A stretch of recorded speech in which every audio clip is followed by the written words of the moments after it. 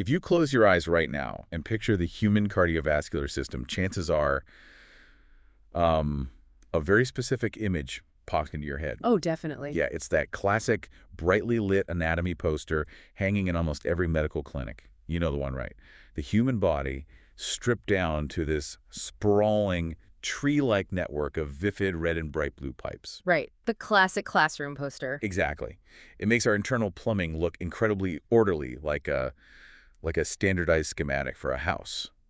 Well, welcome to today's deep dive, where we are taking that schematic and completely tearing it apart. It is entirely necessary to tear it apart. I mean, we rely heavily on visual shorthand in medicine, but that color-coded map has really conditioned us to view the cardiovascular system as a static, rigid framework. And it's not. Not at all. The reality of what is happening inside your arteries, veins, and capillaries is just, it's far more dynamic. We should probably clear the air on the most obvious visual shorthand first. I mean, most people listening to this are well aware that the bright red and blue coloring on that poster is, a major simplification. A huge one, yeah. We know that the blue veins visible on our wrists aren't actually carrying blue fluid. That is just subdermal light scattering. Basically, the physics of how shorter blue wavelengths bounce back through your skin tissue, while the longer red wavelengths penetrate deeper. Exactly, yeah. Blood is never blue. Even when it is completely deoxygenated, like returning from your tissues, it is simply a darker maroon shade of red. The blue coloring is just an optical illusion. An illusion. Yeah. And we also know that the middle school biology rule. Oh, the oxygen rule. Right. The idea that arteries always carry oxygenated blood and veins always carry deoxygenated blood. It just doesn't hold up. It's completely dead wrong. Right. Because the pulmonary artery carries oxygen-depleted blood from your heart to your lungs. Yeah. And the pulmonary vein brings the fresh, oxygen-rich blood back. So the oxygen rule falls apart pretty quickly there. It does. But if we throw out the oxygen rule, what is the actual structural definition that separates an artery from a vein? Well, it comes down to a single load-bearing concept, directionality. Directionality. Yeah. The defining characteristic of a blood vessel is exclusively which direction the fluid is moving relative to the central pump. Arteries carry blood away from the heart. Veins carry blood toward the heart. Okay. The oxygen content is completely irrelevant to the vessel's classification. So direction is everything. Arteries away, veins toward.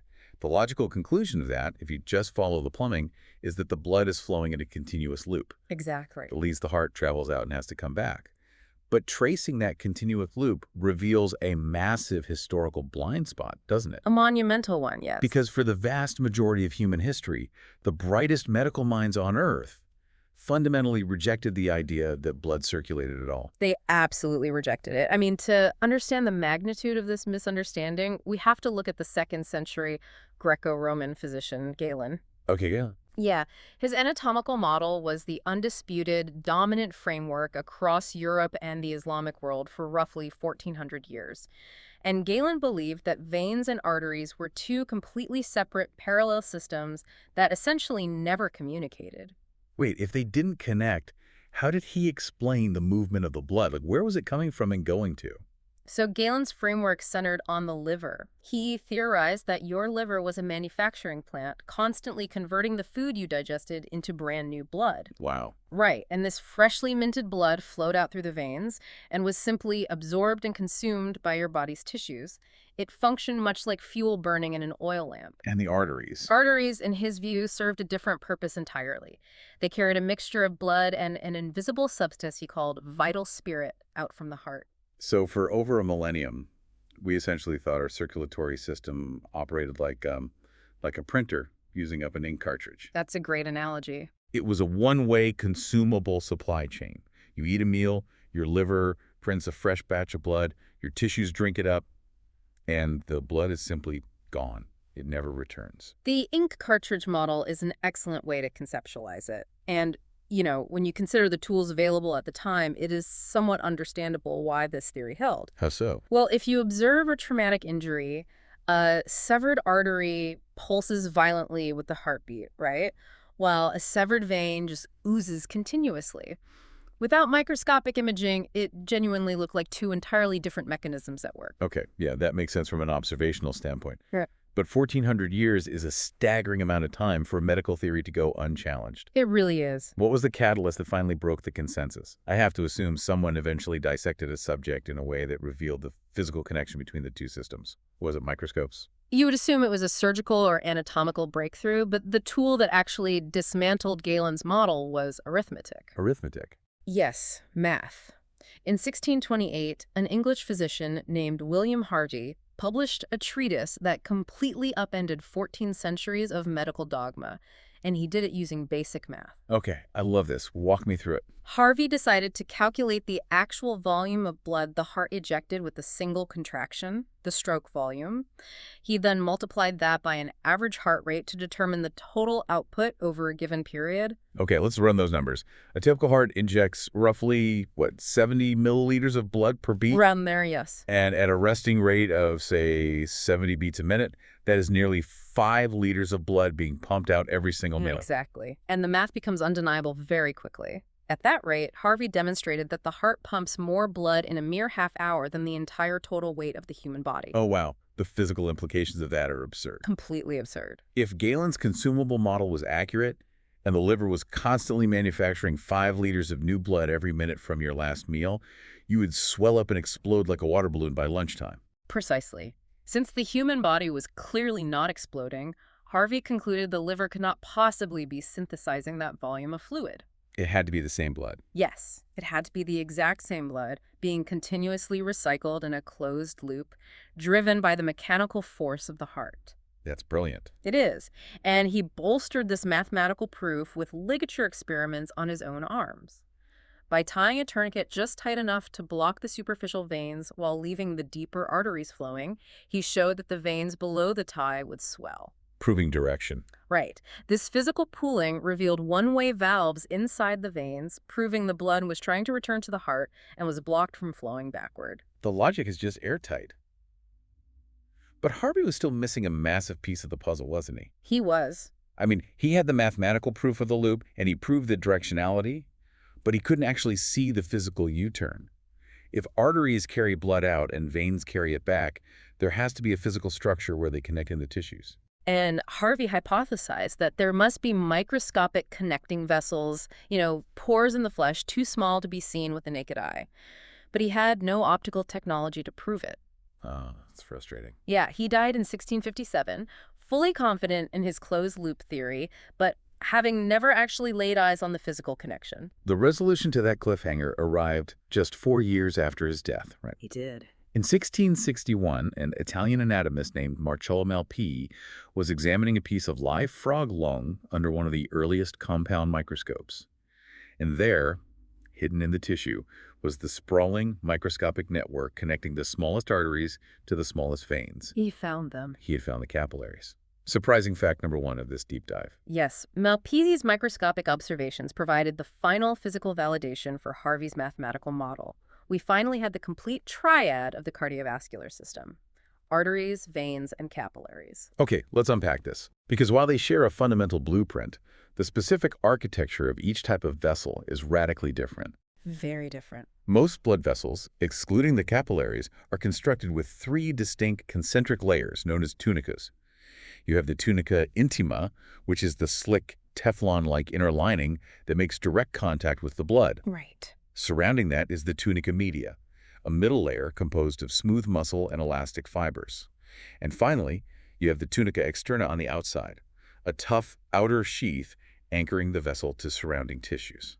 And the variation in how a vessel utilizes those 3 layers dictates its entire physiological function. How so? Well, if we examine the large elastic arteries, such as the aorta exiting the left ventricle, we see an incredibly thick tunica media absolutely packed with dense elastic fiber. Right, because they need that elasticity to handle the extreme physical trauma of the heartbeat. Exactly. When the left ventricle contracts, it is essentially creating an explosion, blasting blood into the aorta at immense pressure. If the aorta were constructed like a rigid steel pipe, that sudden pressure spike would shatter it. It would absolutely shatter. The aorta does not simply act as a passive conduit, it actually functions as a secondary pressure buffering pump. Oh, interesting. Yeah, when that high pressure surge of blood hits, the elastic walls of the artery stretch forcefully outward, absorbing the kinetic shock.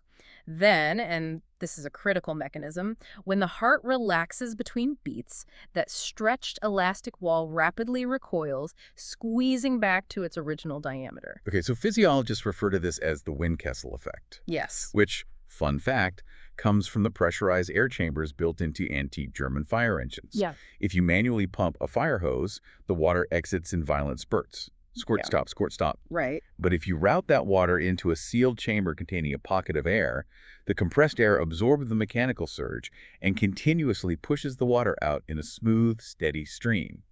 Your arteries are performing this exact same trick. It's vital that they do. Without that elastic recoil, your blood pressure would plummet to zero during the fraction of a second. The heart rests between beats. Yeah, your vital organs, particularly your brain, would experience intermittent starvation dozens of times a minute.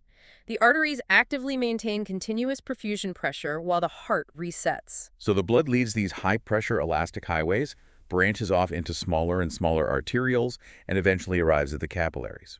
And this is where the three-layer architectural blueprint is completely abandoned. Totally abandoned. The capillaries discard the tunica media and the tunica externa entirely. They are stripped down to nothing but a single layer of endothelial cells. Just one cell thick. They are so incredibly narrow that a red blood cell, which measures roughly 7 to 8 micrometers across, sometimes has to physically contort and fold itself in half just to squeeze through the tunnel single file. I know, on the surface, forcing cells to fold themselves to fit through a tube sounds like a severe structural flaw, but that extreme thinness is the entire functional point of the cardiovascular system. It's the exchange zone. Exactly. The capillaries are the only vessels in the entire network engineered for actual exchange. Because the wall is merely a single cell thick, oxygen, glucose, and essential nutrients can diffuse instantaneously out into your tissues. Simultaneously, carbon dioxide and metabolic waste diffuse right back into the blood. It is the ultimate biological marketplace. Mm-hmm. And the body even customizes the permeability of these capillary walls depending on the organ. Yes, it does. The sources detail 3 structural subtypes. You have continuous capillaries found in your muscles and skin, which have tightly sealed junctions to prevent excessive leaking. Right. Then in the kidneys, you have fenestrated capillaries. These literally feature microscopic pores or windows because the kidney's primary function is to rapidly filter fluid. Makes perfect sense. And finally, in organs like the liver or bone marrow, you find sinusoidal capillaries. These have massive gaping clefts in their walls, large enough to allow entire newly formed blood cells to pass directly into the bloodstream. It perfectly illustrates the core biological principle that structure determines function. But once the blood completes this complex chemical exchange in the capillaries, it must begin the journey back to the heart. This brings us to the venous system. Which introduces one of the most counterintuitive facts in this entire discussion. Surprising fact number 2. If you were to guess where the majority of your blood is located right now as you listen to this, you might assume it is evenly distributed across your entire body. Most people do. But it isn't. 60 to 70% of your total blood volume at this very moment is languishing in your veins. Yes. Veins operate in a fundamentally different physical environment than arteries. By the time blood navigates the resistance of the capillary beds and enters the venous network, the pressure that originated from the heart's contraction has largely dissipated. It's basically gone. It is frequently near zero. So to accommodate this low-pressure, slow-moving fluid, veins possess much thinner walls with significantly less muscle and elastic tissue. Because they are highly compliant and stretchy, they expand to hold massive quantities of blood. So they act as reservoirs. Precisely. They function as capacitance vessels, essentially serving as the body's primary fluid reservoir. But the mechanical problem there seems obvious. I mean, if the pressure in the veins of my feet is essentially zero, how does the blood climb back up my legs to reach my chest? The heart cannot function like a vacuum cleaner, sucking the blood upward against the force of gravity. No, it can't. The heart is powerful, but it relies on external mechanisms to return venous blood from the lower extremities. The body utilizes a combination of one-way valves inside the veins and a mechanism known as the skeletal muscle pump. The skeletal muscle pump. I always picture this like squeezing a tube of toothpaste from the bottom up. That is exactly what it's like. When you take a step, or even subtly shift your weight, your calf and thigh muscles contract. Because the deep veins run directly through these muscle groups, that contraction physically compresses the vein. Right, the external squeeze forcefully propels the blood upward. And because of those one-way valves William Harvey discovered, The blood cannot drain back down towards your feet when the muscle relaxes. The muscular contraction provides the propulsion, and the valves dictate the direction. Furthermore, you also rely on the respiratory pump. The respiratory pump. Yeah, when you take a deep breath in, your diaphragm moves downward. This increases pressure in your abdominal cavity while simultaneously decreasing pressure in your chest cavity. Oh, creating a vacuum. Exactly. That pressure differential creates a literal vacuum effect, siphoning venous blood up from your abdomen into your chest toward the heart. The implication there is that prolonged, absolute stillness is structurally dangerous for human beings. Highly dangerous. If you picture a palace guard standing at strict attention for hours, or someone locked tightly in place at a crowded general admission concert, they aren't engaging that skeletal muscle pump. Gravity begins to win the tug-of-war. Right. The blood physically pools in the expanding capacitance veins of the legs. Venous return to the heart drops, blood pressure falls, the brain is deprived of oxygen, and they pass out. Yeah, fainting is the body's dramatic overriding mechanism to get your head on the same horizontal plane as your heart, instantly neutralizing gravity's effect on your venous return. That is a harsh reminder of how deeply we rely on these invisible mechanical forces. And, history demonstrates that when the medical establishment operates on a flawed understanding of this mechanics, the results are catastrophic. The inertia of a flawed scientific model is incredibly dangerous. Consider how Galen's model, the idea that blood was a consumable resource manufactured continuously by the liver, inherently framed blood as a substance that could be produced in excess. Right. The medical term was plethora. If a patient presented with a fever or an inflammatory illness, the logical conclusion under that incorrect model was that they were suffering from an overabundance of bad blood. Which created the entire theoretical foundation for the practice of bloodletting, draining people's blood on purpose as a primary medical intervention. Yes. And what is truly staggering is the timeline. William Harvey definitively proved the closed-loop system in 1628. He provided the mathematical proof that we do not manufacture endless gallons of new blood. Right. Yet, despite that foundational shift in physiological understanding, clinical physicians continued the practice of aggressive bloodletting for another 2 centuries. The disconnect between theoretical knowledge and clinical practice is terrifying. And the most famous cautionary tale of that inertia is George Washington. Tragically, yes. In December 1799, Washington developed a severe throat infection.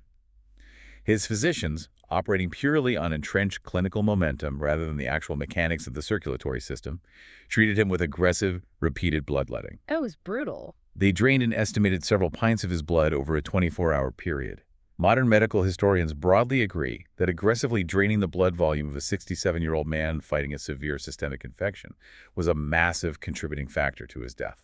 It remains a striking example of a clinical habit outliving its underlying theoretical justification by hundreds of years. However, we should be cautious about viewing historical medicine with too much arrogance. Our physiological models are continually evolving. Fair point. We look back at bloodletting and recognize it as archaic, but surely there are mechanics within this closed loop that modern medicine has gotten wrong, even in recent history. There certainly are, particularly when examining the microscopic fluid dynamics at the capillary level. Oh, really? Yes. For over a century, beginning in 1896, medical education relied on a mathematical model known as the Starling forces. Okay. This principle elegantly explained fluid exchange. It stated that hydrostatic pressure pushes fluid out of the capillary on the arterial side, and osmotic pressure, driven by proteins in the blood, pulls that fluid back into the capillary on the venous side. I remember encountering the Starling forces in biology. It was presented as this perfectly balanced, harmonious equation.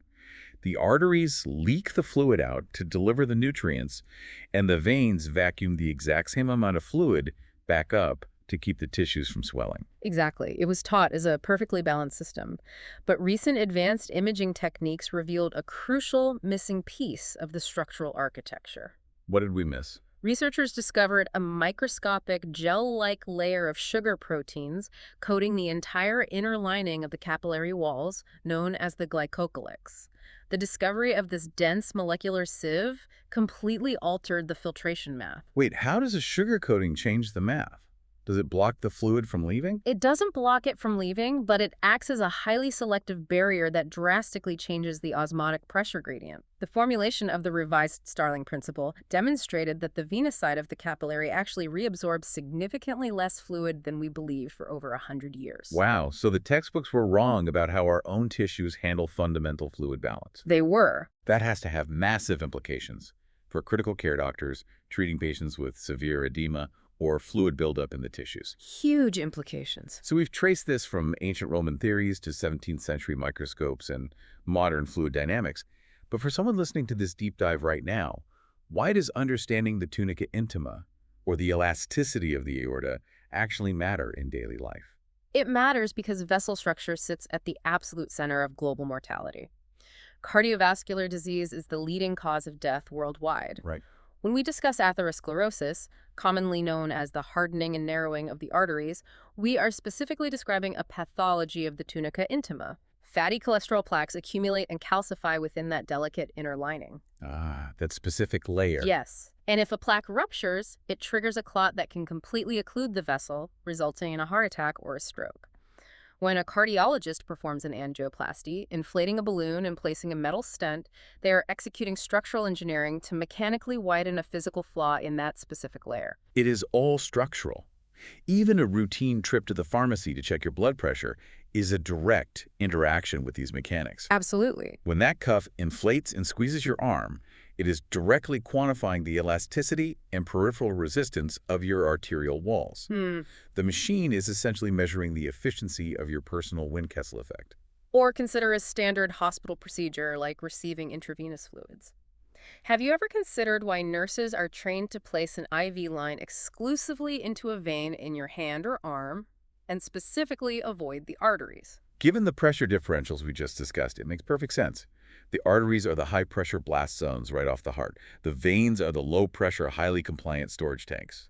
Puncturing a high-pressure artery introduces significant risk. It is far more difficult to control the bleeding upon removal, and arterial lines require intense, specialized monitoring to prevent severe complications. But veins are safe. Right. Veins, functioning as low-pressure capacitance vessels, can safely and easily absorb the infused fluids, gently transporting them back to the heart for systemic distribution. You know, you can even test these mechanics on yourself right now. Oh, the capillary refill test. Yes. If you press down firmly on your fingernail until the skin underneath turns stark white and then release the pressure, you can watch the pink color rapidly flush back in. By timing how quickly the color returns, you are directly observing the efficiency of your own microscopic capillary beds. It's a great demonstration. Emergency responders use this simple physical test constantly to rapidly assess if a trauma patient's peripheral circulation is functioning properly. And if you have ever purchased tight compression socks for a long international flight, you are manually interacting with your venous physiology. By wrapping your calves in tight elastic, you are providing external structural support to the thin walls of your veins, manually assisting your skeletal muscle pump in its constant fight against gravity while you remain seated.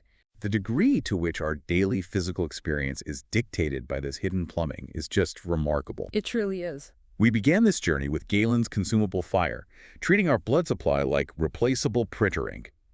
We explored how William Harvey's arithmetic undeniably proved the closed loop. We zoomed in on Marcello Malpighi's compound microscopes to finally reveal the capillary connections. We covered a lot of ground. And we now understand that arteries are high-pressure, elastic buffering pumps.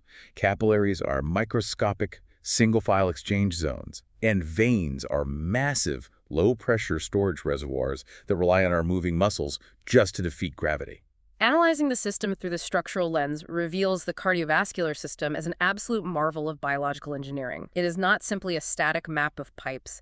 It is a highly pressurized, continuous loop where every structural adaptation from the dense, elastic muscle of the aorta to the incredibly fragile single-cell wall of a capillary exists to solve a highly specific physical problem regarding fluid pressure and volume. It is brilliantly engineered. But as perfectly designed as that closed loop sounds, I want to leave you with one final provocative thread to pull. Oh, let's hear it. Remember the recent discovery of the glycocalyx we just discussed? That microscopic sugar protein coating that forced scientists to revise the Starling forces. Right, the revised math. Well, If the new math proves that the veins do not actually reabsorb all the fluid that gets pushed out of the capillaries, a glaring mechanical question arises. If fluid is constantly leaking out into your tissues and the veins aren't vacuuming all of it back up, why aren't you constantly swelling up with trapped fluid every single day? It's a great question. It turns out the closed loop William Harvey discovered isn't perfectly closed after all, because you possess an entirely separate, invisible, parallel plumbing system running right alongside your veins. It is known as the lymphatic system. The hidden drainage network. Yes. And its entire biological purpose is to serve as an auxiliary drainage network, quietly vacuuming up the leftover fluid and escaped proteins that your veins leave behind, transporting them up through your lymph nodes, and finally dumping them back into your chest to rejoin the bloodstream. It's fascinating. It is a constant, highly coordinated leak and reclaim side quest happening inside your tissues every second of the day. So the next time you find yourself staring at that pristine red and blue anatomy poster in a waiting room, remember, you aren't looking at a map of passive rigid pipes. You are looking at a dynamic, pulsating, slightly leaky engine that is working against gravity to keep you alive. Well said. Thank you so much for joining us on this deep dive. Stay curious, and we'll catch you next time.